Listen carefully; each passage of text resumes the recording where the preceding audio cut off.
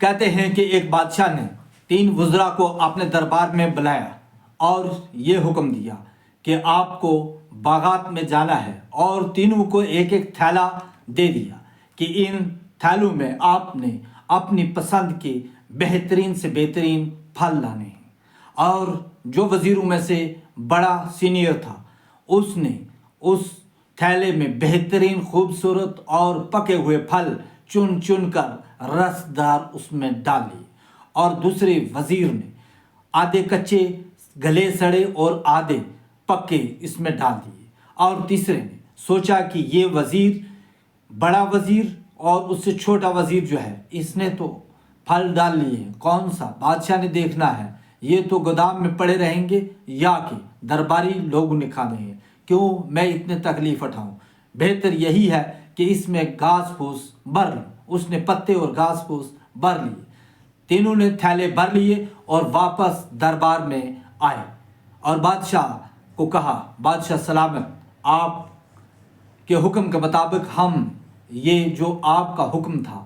وہ بجا لایا اور تھیلے بھر کر ہم نے پھل لائے۔ بادشاہ نے دوسرا حکم صادر کیا کہ اب ان تینوں کو جیل میں بھیج دیا جائے، اور جو جو پھل انہوں نے لائے ہیں وہی پھل لے کر یہ جیل میں جائیں گے، اور جب تک جیل کے اندر رہیں گے یہی پھل ان کا وقت گزران رہے گا۔ اب جو وزیر سینئر تھا، اس نے تو بہترین پھل چن کر رسدار جو رکھے تھے وہ خوش ہوا کہ چلو جب تک یہاں جیل کے اندر رہیں گے تب تک تو یہ پھل کھائیں گے، اور دوسرے نے کہا، وہ ڈرنے لگا کہ کاش میں نے اور رسدار پھل اور پکے ہوئے میٹھے پھل ڈالے ہوتے تو میرا یہ جیل کا سفر جو ہے یہ بھی آسانی سے گزر جاتا۔ لیکن تیسرے کی تو انتہا ہوگی، وہ پچھتاوا کرنے لگا، افسوس کرنے لگا اور ہاتھ ملنے لگا کہ کاش میں نے اس گھاس پھوس کی جگہ، ان پتوں کی جگہ یہاں پر پھل ڈالے ہوتے، آج مجھے یہ پھل یہاں پر یہ وقت پہ مجھے کام آتے۔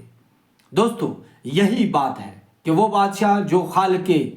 کائنات ہے، وہ بادشاہ جو مالک ہے ڈے آفٹر ڈومیسٹ ڈے کا، روز جزا کا بادشاہ ہے، حقیقی بادشاہ ہے، اس بادشاہ نے بھی انسان کو اس دنیا میں اسی لیے بھیجا ہے کہ اپنے اپنے اعمال اپنے اپنے تھیلے میں بھر لو، اور جس کے تھیلے میں اچھے اعمال ہوئے تو وہ جنت کی سیر کرے گا، اور جس کے اعمال اس تیسرے وزیر کی طرح یا دوسرے وزیر کی طرح ہوئے تو اس کو